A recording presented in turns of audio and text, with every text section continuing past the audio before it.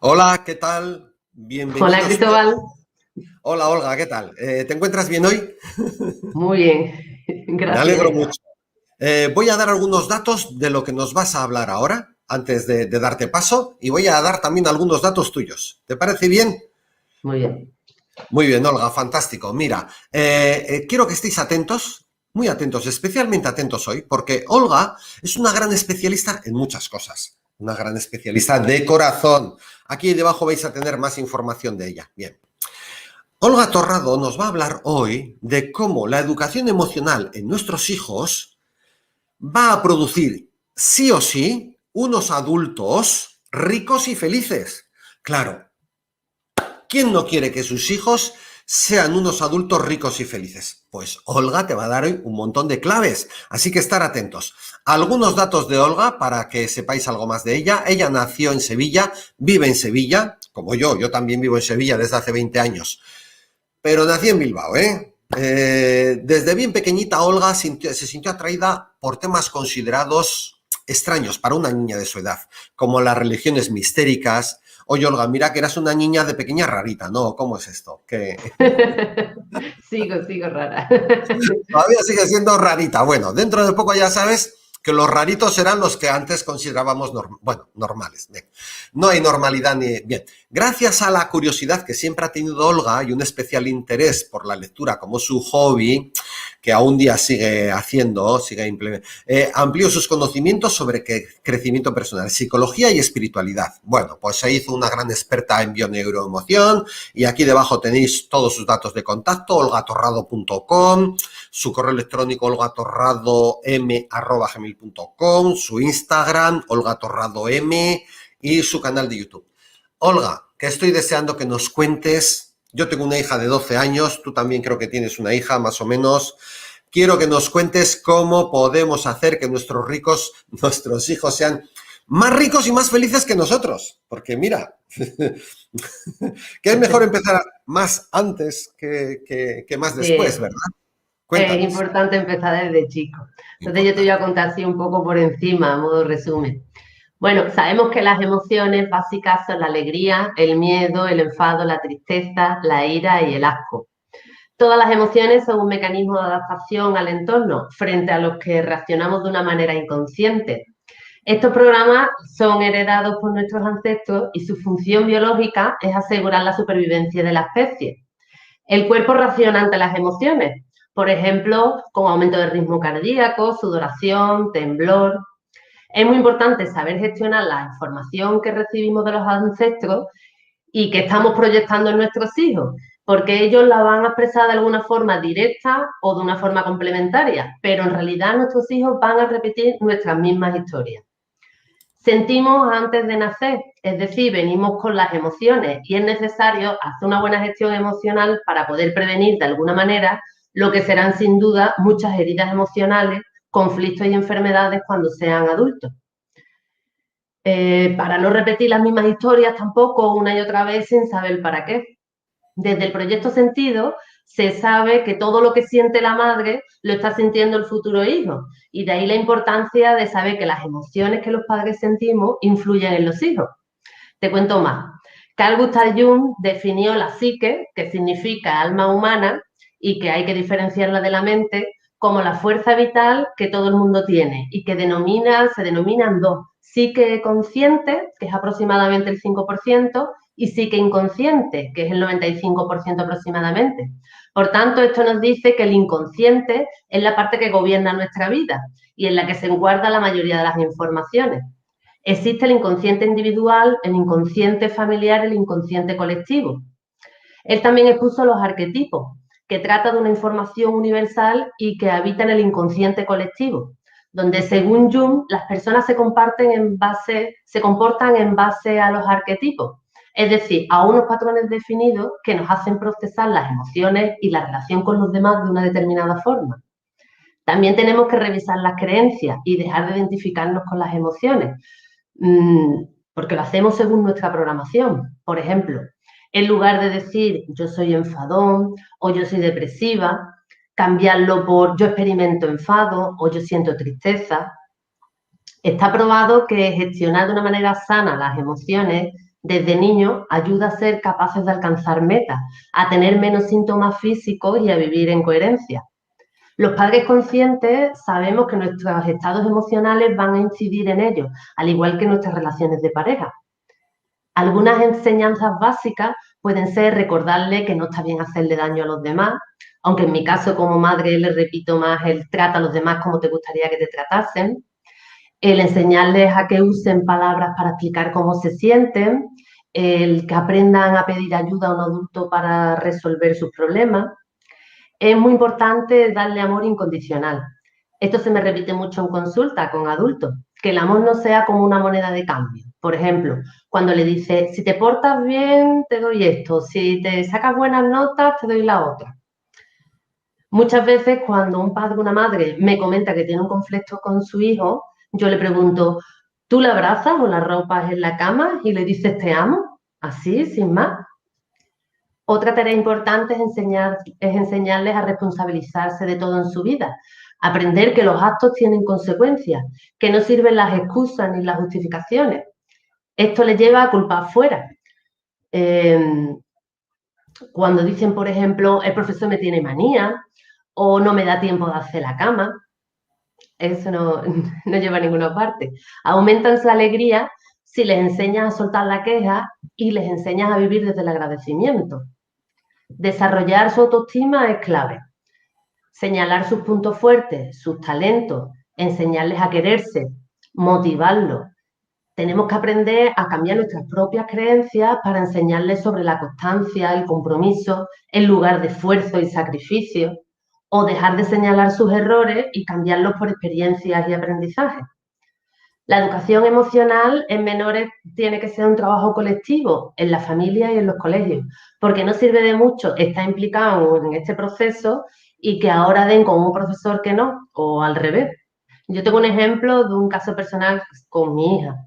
Cuando cambió de ciclo de primaria a secundaria, resulta que los 2 últimos años de primaria le tocó con un tutor que les tenía todos muy motivados. Les repetía constantemente que eran los mejores, que podían hacerlo bien.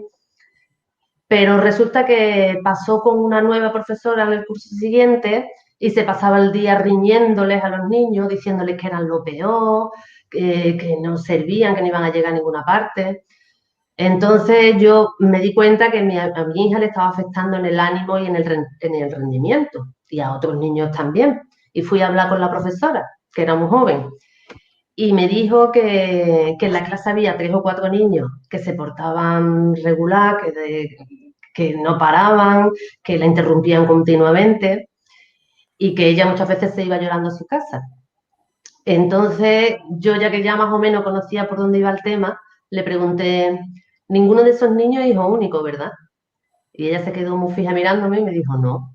Y digo, claro, casi seguro se repite otro de los terrorismos emocionales, que es la comparación. Casi seguro que sus padres o algunos profesores lo han comparado con algún hermano, con frases como aprende de tu hermano que bien se porta, aprende de tu hermano que buenas notas saca, y de alguna manera necesitan estos niños llamar la atención. Como padres hay que saber el decir que no, saber poner límites, no tratar de llenarle los vacíos emocionales con caprichos, permitirles que se equivoquen, que aprendan de la experiencia. Si se sienten respaldados, permitirán el consejo. Es importante, sobre todo en adolescentes, no enfadarse con él, porque para su inconsciente se sienten atrapados. Somos agresores y van a esconderse. Todos somos padres tóxicos, unos más y otros menos.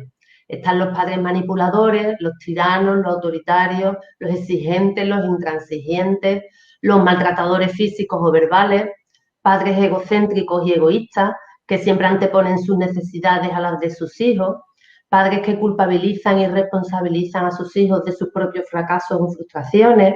Están los que proyectan en sus hijos sus sueños, poniendo en ellos expectativas, padres excesivamente protectores, planificadores de su vida profesional y personal, madres tóxicas, controladoras, manipuladoras, madres que proyectan los deseos incumplidos, madres celosas de cualquier amistad, madres que se hacen amigas de sus hijas, o madres indiferentes, que es la polaridad complementaria, que son las que pasan de sus hijos. Como padre hay que vigilar las contradicciones. Por ejemplo, si uno le da permiso para hacer algo y el otro no, eso no es estar en coherencia. Si los padres viven juntos, saber que los niños oyen pelea, amenazas, y esto para ellos es como una hipnosis. Así como lo viven, si ven una mamá que grita, gritará, o si ven una mamá que calla, callará. Sabe que la información que reciben siempre se polariza. Una parte polariza en positivo y otra parte polariza en negativo. Por eso cuando tienes dos hijos, tienen polaridades opuestas. Los padres que viven separados y en guerra constante entre ellos, aunque traten de disimularlo, los hijos lo perciben todo y es muy tóxico para ellos. Pongo mi caso. Ya he contado públicamente que cuando era pequeña mis padres vivían juntos pero se llevaban muy mal. A mí no me gustaba nada ese ambiente y mucho menos oía hablar mal el uno del otro. Que si tu padre esto, que si tu madre el otro. Pero lo que más me dolía era cuando iba de visita a casa de mi abuela materna, que vivía en otra ciudad, y me quedaba un rato con ella, porque se ponía a hablar mal de mi padre. A mí eso me daba mucho daño. Así que cuando yo me divorcié con una hija de 6 años, reparé todo ese daño, esa información que tenía de manera complementaria, entendiendo que la relación que se terminaba era la nuestra, no la de mi hija con nadie. Y por su salud emocional, y no iba a permitir que nadie a su alrededor dijera nada de su padre que pudiera perjudicarla. Utilizar a los niños en las separaciones, haciéndoles partícipes de los problemas de la pareja, es otro de los maltratos psicológicos más comunes y dañinos emocionalmente hablando. Vamos a acabar con el mito de que los padres aman incondicionalmente a sus hijos. Hay padres verdaderamente ausentes y padres excesivamente presentes, que crean sentimientos de culpabilidad o dependencia emocional. Padres que no dejan desarrollar ese proceso de individualización tan necesario en los adolescentes o que no respetan su intimidad. Están los padres castradores, repitiéndoles continuamente que no lo hacen bien o con frases como si no estudias no vas a llegar a nada o si estudias eso no vas a tener salida o cómo te vas a ganar la vida. Para que crezcan sanos emocionalmente hay que apoyarles en lo que hagan. No vas a evitar que les pase algo machacándoles o insultándoles. Están las madres controladoras proyectando sus miedos. Vigila esto, vigila lo otro. Así los hijos nos rechazan. Es importante evitar la crítica constante. ¿Esto es lo que hace? ¿Esto es lo que te quieres dedicar? ¿Esta es la pareja que tienes? Las mayores violencias emocionales, una de ellas es la sobreprotección. Convertimos a los niños en inútiles, en inmaduros emocionales, con bajo nivel de tolerancia a la frustración. Estamos sembrando futuros adictos y vivirán en la queja esperando que el mundo se lo dé todo. También es muy común y dañino el darles una educación diferencial.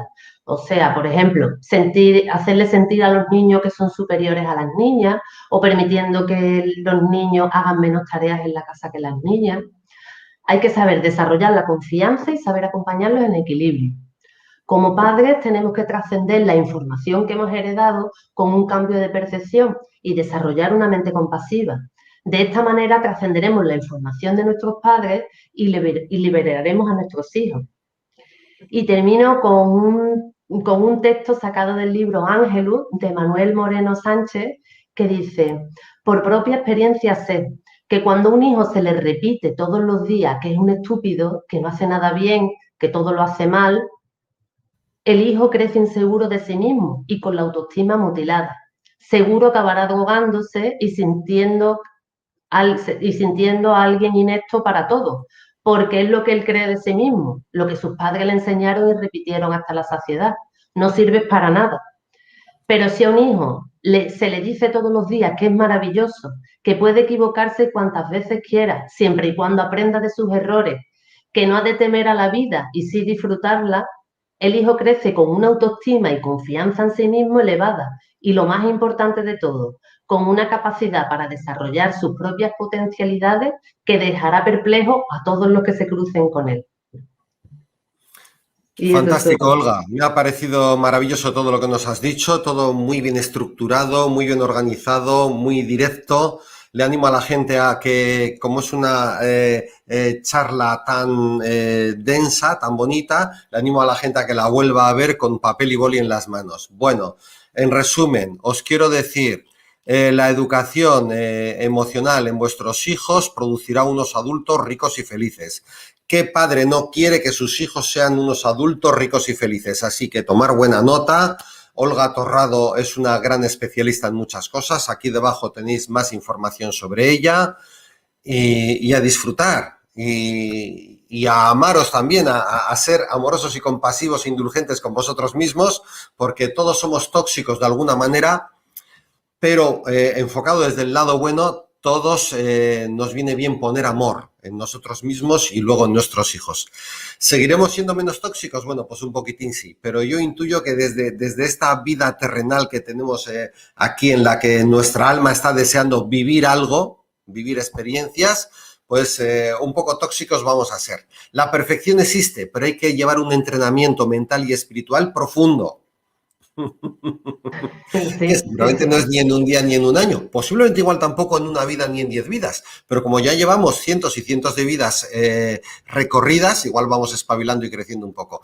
Ha sido un placer muy grande, Olga. Si quieres decir algo Muchas para gracias. despedirte, alguna frase así un poco... Ah, y os pido por favor a todos los que os haya gustado esta charla que seáis agradecidos y que pongáis gracias, Olga.